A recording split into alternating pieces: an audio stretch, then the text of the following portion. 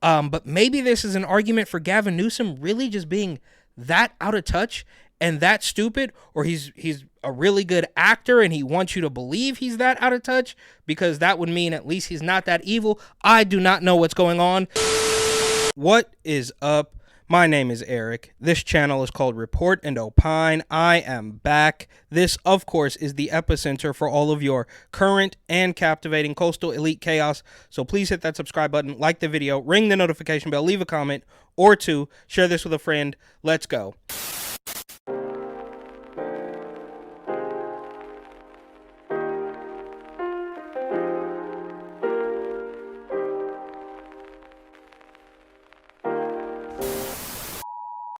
A couple days ago, this story came across my feed about a skyscraper in downtown Los Angeles that had been covered in graffiti.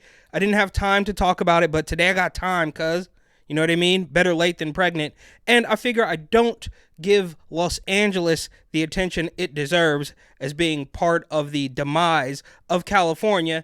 So here is a news clip that has been reposted by a graffiti account called Zip Gun for Life. And just for the record, I do know a thing or two about graffiti, but there is something very interesting about this story. We watched as one climbed through a hole in a fence. Apparently, with little concern, they were trespassing. We spoke with one with paint on her pants who told... And they blur the face of the criminal, right? Because that's what happens in California. You protect the criminals. Told us she was not causing vandalism, but creating art.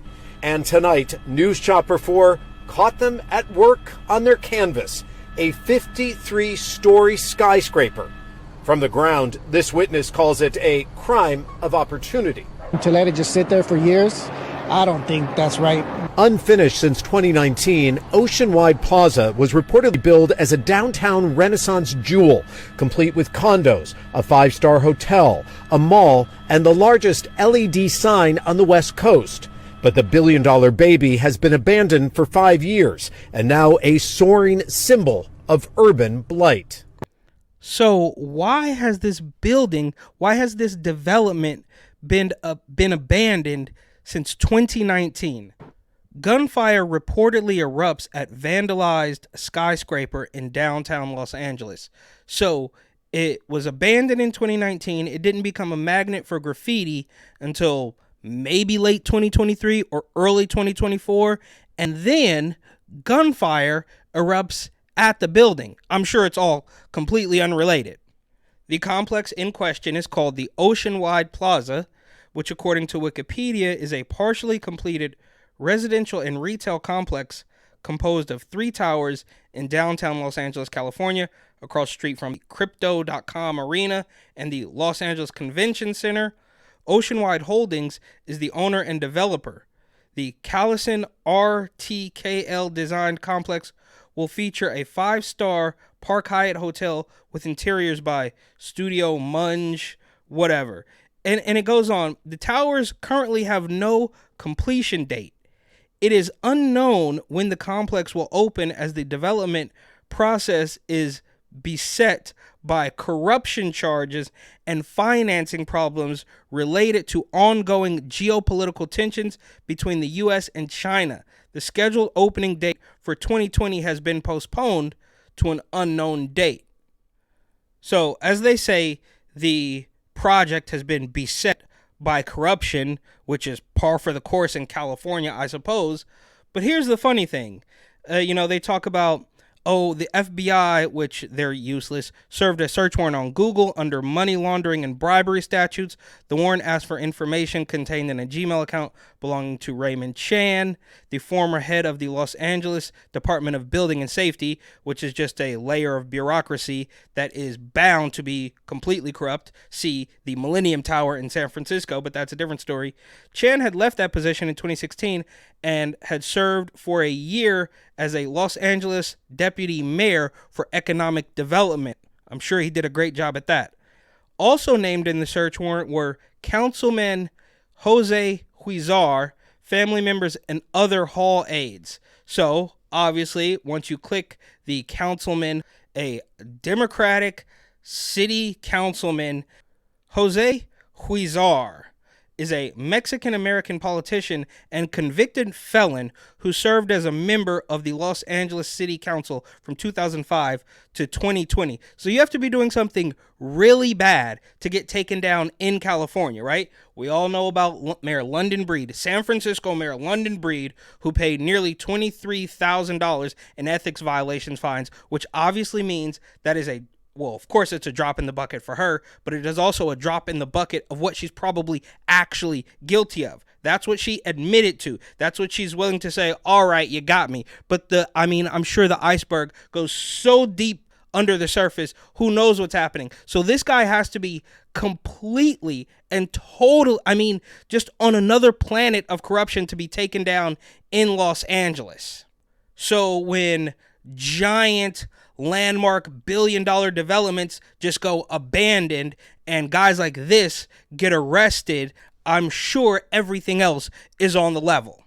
And just as an aside, sticking with the graffiti thing because it is something I am quite familiar with, but there's this man named Vizzy, or on Instagram he goes by Eziv, which I guess is Vizzy backwards, and credit where it's due. He's great at graffiti. He has been all around the country, an incredibly talented artist doing things with a spray paint can that most people could probably never dream of doing. But now he is mad because his late brother, who you can see the image here, used to go by the word Next, and those familiar with the graffiti scene in the United States as a whole will know this name. This man has been in probably every major city in the United States, getting up, as the kids say. And he passed. I don't know what happened to him. If you are in the realm of graffiti, there's only a couple ways you can go. I'm sure he was no more than 35 years old. Tops. But now his brother, Vizzy, is mad because Guess, the clothing brand Guess, has used an image of his brother's tag on a t-shirt, and apparently he wants to be paid for that. So this is just a glimpse of how out of touch some of these people are. Most people know that graffiti writers, graffiti artists, or street artists, or whatever you want to call them, basically steal all of their supplies, right? So if you were to talk to Vizzy, I don't think he would say, yeah, I bought every single can of paint I've ever used. No, it's a thing. It's a pride thing. It's an ego thing. They go around and they steal paint and they steal markers.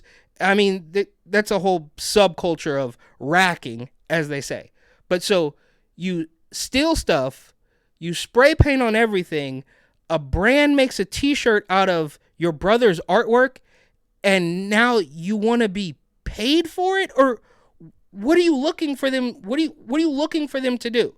He says, some background for those that don't know. Guess used an image of my brother's tag, Next, along with many other artists to make a design that was released sometime last year. I have attached the image at the end of this post. Long story short, they haven't taken this seriously. And why should they? Do you think the bigwigs over at Guess knew that they were going to, make a profit off of a Next tag? What are you talking about, bro? And it gets better or worse. He says, Guess still at it. Deleting comments. Found some hashtags that we can use. Let's show them what we think of their brand. So I guess they've been on this harassment campaign to get the attention of Guess. But at the end here, he says, you aren't going to take from us. We aren't going away.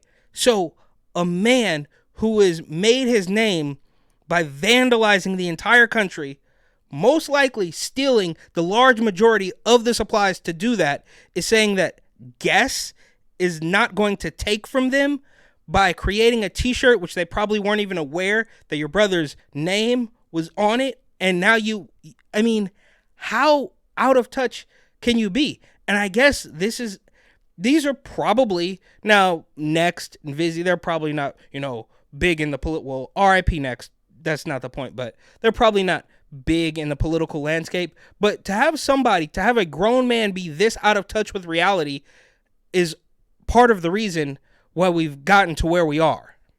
My guess is he's a little bit strung out. He's hard up for cash. Nobody is going to pay for his artwork because we know that most graffiti writers, graffiti artists, or street artists, or whatever you want to call them, they are known for stealing, but then they want people to buy their artwork, which the majority of it is free on the streets anyway, if you want to call it art, whatever, that's up for debate. But my guess is he just needs a little cash, and right now the best option he has is to harass guests to get some royalties from a shirt that it wasn't even your tag, it was your brother's tag. I mean, this is just through the roof. And speaking of through the roof, there is this man named Dogtown Dro, who I found out about because he punched Philip Anderson, who was a political activist, some years ago. He punched this guy in the face for having the audacity to organize a free speech rally in San Francisco. And for the record, Philip Anderson is black, right? And I'll spare you the footage, but this man, Dogtown Dro, punched him in the face, knocking out a couple of his teeth, which leads me to believe that he was wearing some sort of tactical glove, which should add a penalty to which... should add a stronger penalty to the consequence that he probably never faced, because in San Francisco... Are you guys worried about consequences like from the police out here? What? San Francisco doesn't believe in crime. What are you talking about? You know what I'm saying? Shout out the DA though. Oh, shout out London Breed too. Shout out London Breed. Right, you can do anything. I mean, it's muddy, right? Because Dogtown is, a big pro-blackity, black, Dr. Umar Johnson, Kwanzaa type of weirdo guy. He goes around harassing people, harassing security guards who stop black people who steal. He goes around harassing white dog walkers, talking about colonization and also, it's just through the roof. You can go ahead and take a look at his Instagram yourself, but I actually screenshot these posts from his story a couple days ago. So he says, that is step 10 of the Black Panther Party. Tagged over. It says Black Panther Party. IDGAF what you say. This is racism. This is anti-black. This is a direct insult to the legacy of the Black Panther Party. So he's mad because some taggers who are already violating the law aren't showing his mural of choice respect. What did you think? It goes on. To desecrate the Pan-African flag is an ultimate violation. You wouldn't ever see a brother go tag over a Mexican flag. If you did them, regulation is in order. I don't know if that's a type or what. This is racist disrespect. And he has another one. Who sent y'all? What? I guess that's him trying to say the word Zionist. And then the white dot. I guess this is self-censorship for Instagram. What Zionist white man paid you MFers to do this dumb stuff?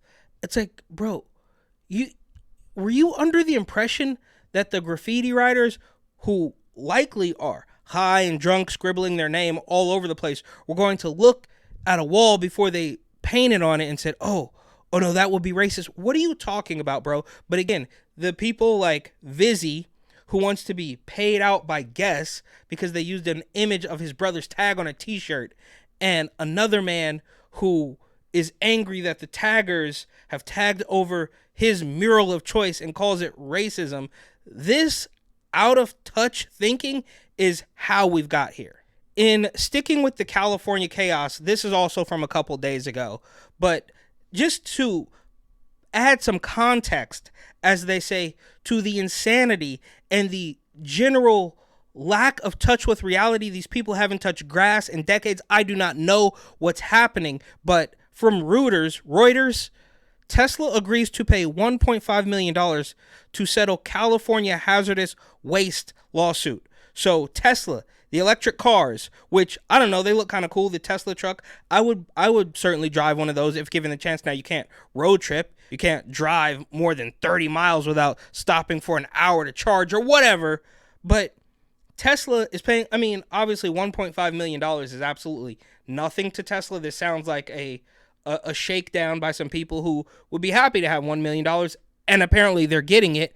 But They're settling a lawsuit because some hazardous waste. So Tesla, the electric car that how dare you? You're forcing everybody to drive. Oh, we're going to go all electric by 2035 or whatever it is. But we also hate Elon Musk because he said some scary right-wing conservative things on Twitter, even though Elon Musk is far from a conservative. He's literally implanting people with brain chips, but that's a different story. It's just nuts, fam. The truth is mattered in fiction. And this is another one. Judge halts, and I think I've talked about this, but it's worth revisiting in this context. Judge halts major Bay Area refinery project for state environmental review. Phillips 66 cannot begin operations at a new California biofuel refinery until Contra Costa County fixes flaws in an environmental analysis of the project. So this refinery that you're demanding go green and clean up their greenhouse emissions or whatever, they were working on doing it, but in doing that, they weren't green enough, so you halted. I mean, how does this make sense? They were going to do what you said, and then you stopped it because it still wasn't green enough, because it will never be enough. It will never be enough for the mob. You give them an inch, they take a mile. This all needs to stop, but it probably won't. And here is a clip from Megyn Kelly speaking to Adam Carolla. It's also kind of funny that Adam Carolla came up with Jimmy Kimmel.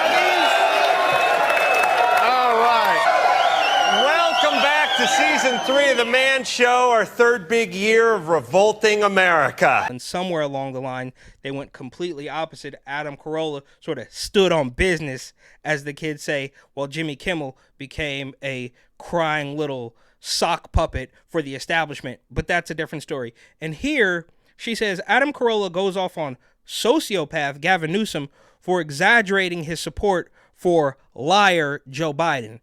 And they do hit a lot of good points, and Gavin Newsom is a complete sociopath, to put it nicely. But there's one thing in this video that they don't mention, and I will. Favorite governor has been making the rounds and had this to say on MSNBC. Take a listen. You are an excellent emissary in terms of passion, engagement, articulation, all of the things that, make for a good campaigner, though we know you're not running for president yourself. No chance. No chance. Yeah. Who in their mind would want to run when you have someone of such esteem as our incumbent president of the United States, with a record of accomplishments and a man of character, a man of decency? I'm old school. Talk about loyalty. I'll go to ends of the earth for this guy. I really would. I'm not making that up. I'm glad he said that at the end, because I was wondering whether he was joking. Yeah, so it's absolutely insane. And they are going to rake Gavin over the coals, as well they should. That's why you have abandoned buildings, graffiti shootouts, businesses closing. I mean, the list goes on. California has obviously become a national, if not worldwide, laughingstock. But what they don't mention here is the interviewer, the MSDNC interviewer, MS-13DNC interviewer, who tees him up, who puts him on this pedestal. You're so great, and you've been so amazing. And that is obviously, the Democrat mouthpiece network, but it happens in the Bay Area, where the news reporters, not even talking to Gavin, but just trying to, quote unquote, report on a story, they will say completely outlandish things like, our strong, brave, handsome governor, Gavin Newsom, has taken some amazing steps towards keeping children safe and away from the overreach of the right-wing Republicans who want to harm them, and a climate bill and safety. And it's like, It's so obvious. So they don't mention that part about the reporter, but the reporter is basically doing the same exact thing that Gavin Newsom is doing by laying this propaganda on so thick it becomes completely unbelievable. Yeah. Well, it is kind of funny because when you exaggerate, that's when it becomes clear that you're lying, you know? Exactly. You can watch some of the Bay Area news anchors say the most outlandish things as though Gavin Newsom has either told them exactly what to say, how to frame it, how to spin it, or told them to pretend as though he's in the room and you are giving him high praise. It's just ridiculous.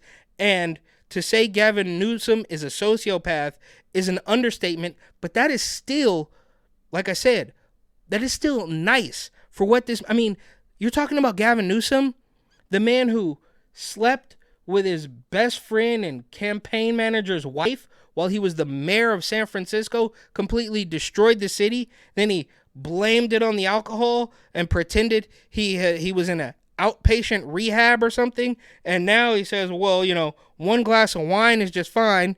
While he owns wineries, while he's dining out in Napa Valley and forcing pharmaceuticals into the arm of every person in California, shutting down businesses.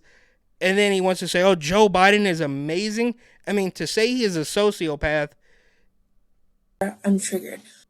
You know, and the thing about Biden is such an unmitigated train wreck that when people try to prop him up, it seems surreal. And it also seems like they're lying. Like if somebody said, you know, what do you think of Joe Biden? And I was like, well, you know, he's doing his job, I guess. You know, I mean, really, how good is any president? You know, at least he's not Trump or something like that. Then you'd believe it. If I went, this guy's sharp as a tack and leading us in the direction of light. Yeah, you think they could make it at least a tiny bit realistic, a tiny bit believable, but they all think we're so stupid that they could lay it on super thick and you're just gonna buy it, right?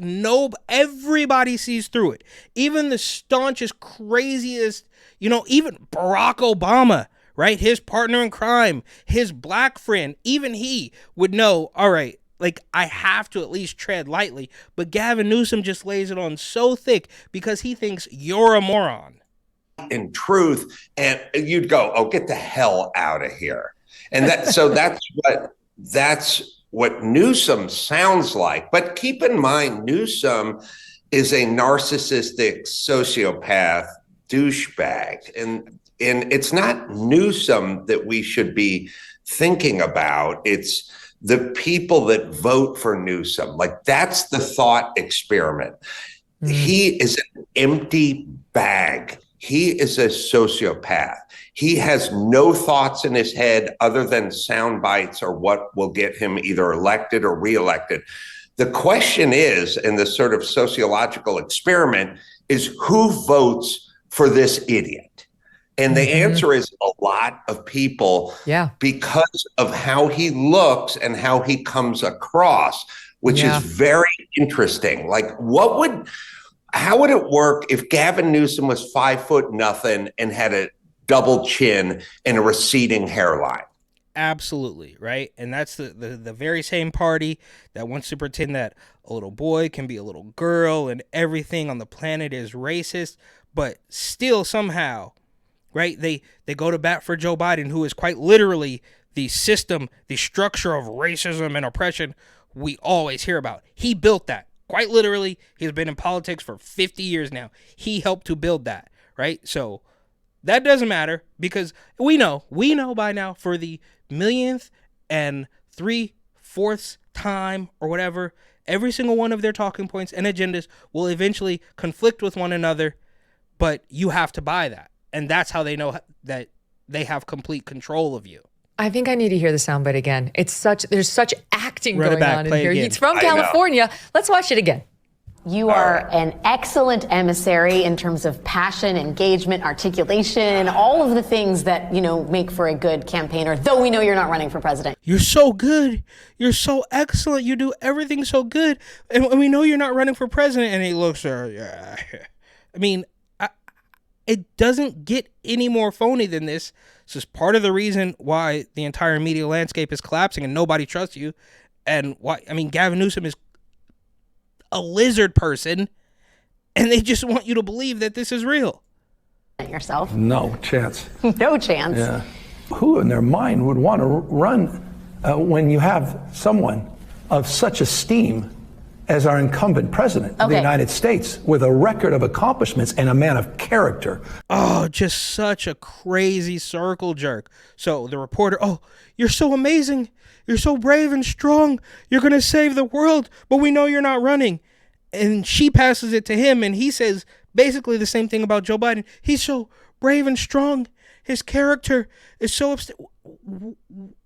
What are you talk? We all know. We all know about the laptop. We all know about the "you ain't black." We all know about every single piece of declining little gibberish. Beer brew here, brew here, beer here. You want to get a women, get a benefit.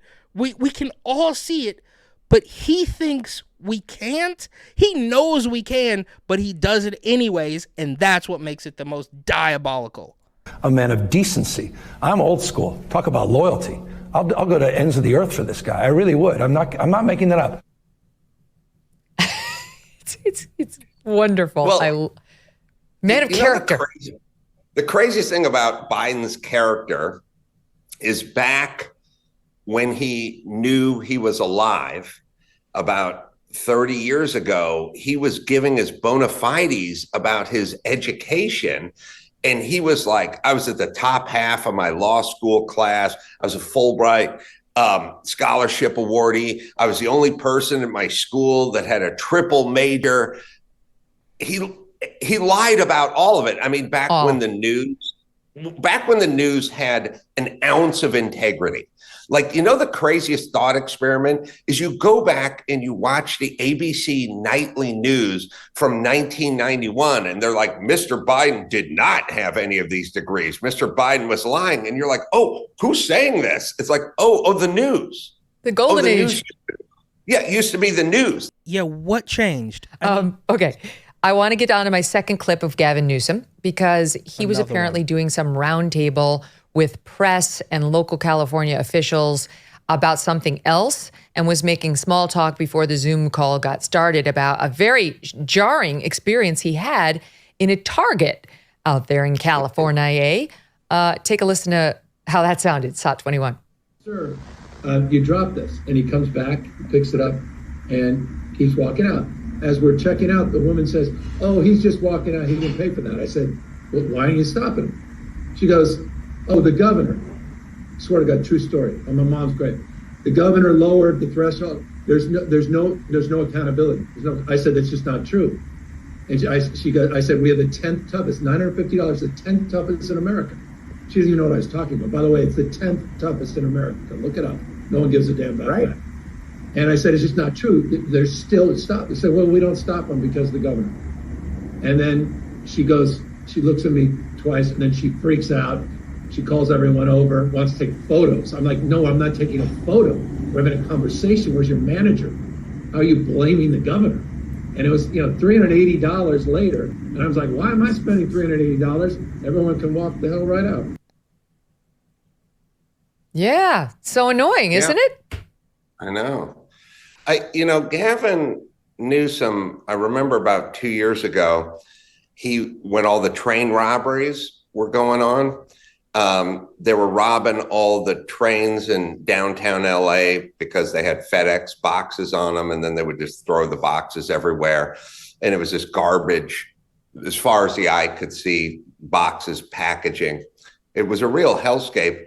And then he showed up and he did a presser, and he was like, what the hell's going on around here? Like, that's his thing. His thing is like, oh man, he has a very interesting technique, which is he will say, like, you'll go, homeless, what's going on with the homeless? And he'll go, yeah, what's going on with the homeless? What's happening?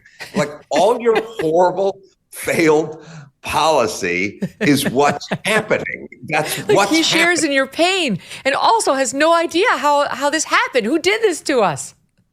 Yes, your Democrat majority city and state is what happened.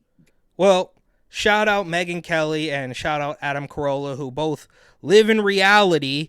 But maybe this is an argument for Gavin Newsom really just being that out of touch and that stupid, or he's a really good actor and he wants you to believe he's that out of touch, because that would mean at least he's not that evil. I do not know what's going on, but either way, here's a funny clip. Hi. Hi. What is the topic of discussion?